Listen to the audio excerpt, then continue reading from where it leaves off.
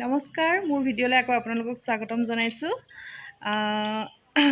আজি আচলতে বিশেষ এটা কাৰণতে ভিডিঅ'টো বনালোঁ। আজি কোনো ধৰণৰ কাপোৰ আপোনালোকক নেদেখুৱাওঁ। ইমানেই ফূৰ্তিত আছোঁ যে কি ক'ম ভাবিয়ে পোৱা নাই আপোনালোকক। আচলতে আজি আমাৰ যিটো ৬,৬৬২টা পষ্টৰ ৰিজাল্ট দিলে, তাত মোৰ ৰিজাল্টটো চিলেক্টেড আহিছে আৰু সেইটো কাৰণে বহুত বেছি মনটো ভাল লাগি আছে। বাকী যি কি নহওক, যে বোৱাৰী হৈও মই ইমানখিনি কষ্ট নেওচি সৰু ল'ৰা নিজৰ ল'ৰা কেঁচুৱা কোচত লৈ পিনে মই বহুত কষ্ট কৰি দৌৰ মাৰিছিলোঁ। তাৰপৰা প্ৰথমবাৰ আমাৰ যিটো কেঞ্চেল হ'ল, সেইটোত চিলেক্টেড হৈছিলোঁ দৌৰত, কিন্তু কেঞ্চেল হৈছিলে।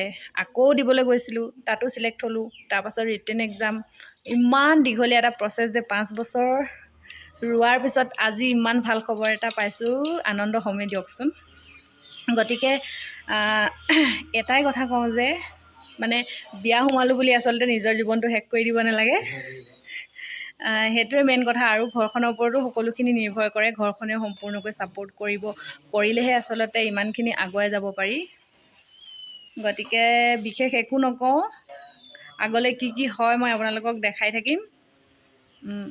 আপোনালোকে আশীৰ্বাদ কৰিব মই যাতে আগুৱাই যাব পাৰোঁ। ইমানেই আৰু, ধন্যবাদ।